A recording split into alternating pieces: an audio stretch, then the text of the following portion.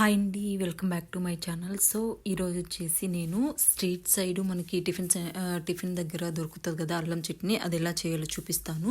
ముందుగా దానికి కావాల్సిన పదార్థాలు అల్లం అనమాట, ఒక 60 to 70 grams, కరివేపాకు, అలాగే పచ్చిమిర్చి నేనైతే 7 తీసుకున్నాను, కొంచెం స్పైస్ ఉన్నాయని. మీరైతే స్పైస్ తక్కువ ఉంచి కొంచెం ఎక్కువ కూడా తీసుకోవచ్చు.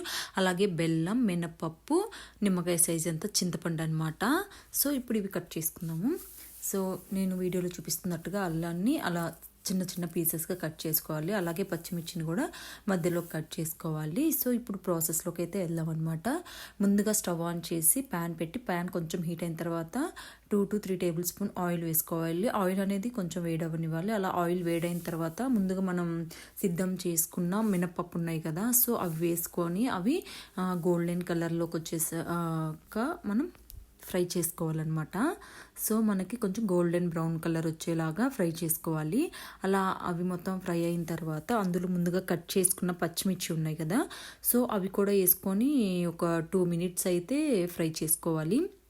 మనకి పచ్చిమిర్చి కూడా ఫ్రై అయిపోయాయి కదా, సో దీంట్లో అల్లం వేసుకొని అల్లాన్ని కూడా ఒక 1 minute ఫ్రై చేసుకోవాలన్నమాట. సో ఇలా చిన్న పీసెస్ కట్ చేసుకుంటే ఏంటంటే మనకి అల్లం అనేది తొందరగా ఫ్రై అయిపోతుంది. సో ఇప్పుడు మనకి అల్లం కూడా ఫ్రై అయిపోయిన తర్వాత ముందుగా తీసి పెట్టుకున్న చింతపండుని రెబ్బలుగా వేసుకుంటే మనకి తొందరగా ఫ్రై అవుతుంది అనమాట. సో చింతపండుని కూడా వేసుకొని ఒక 10 to 20 seconds అయితే ఫ్రై చేసుకోవాలి.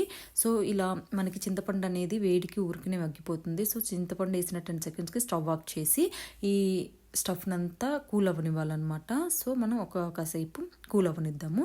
సో మనకి ఇప్పుడు కూల్ అయిపోయింది కదా, మిక్సీ జార్ తీసుకుని దాంట్లో వేసుకొని పేస్ట్ లాగా చేసుకుందాము.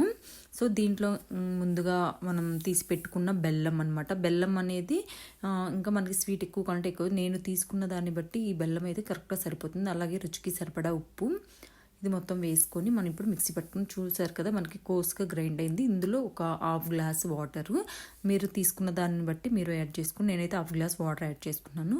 సో మనకు అనేది ఈ థిక్నెస్ అయితే సరిపోతుంది. చూసారుగా మెత్తగా పేస్ట్ అయింది. ఇప్పుడు ఇది బౌల్లోకి తీసుకొని పోపు అయితే పెట్టుకుందాం అనమాట.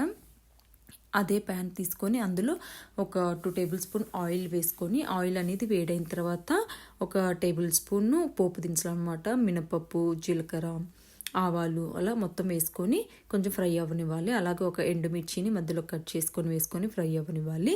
ఇలా మొత్తం ఫ్రై అయిన తర్వాత స్టవ్ ఆఫ్ చేసి కరివేపాకు వేసుకొని మనం ముందుగా తీసుకున్న బౌల్లోకి పోపు వేస్తే అంతేనండి, ఎంతో టేస్టీ సింపుల్ అల్లం పచ్చడి అయితే రెడీ అయింది కదా. ఈ వీడియో మీకు నచ్చిందని అనుకుంటున్నాను. ఈ వీడియో మీకు నచ్చితే ఏం చేయాలో తెలుసు కదా, please do like, share and subscribe.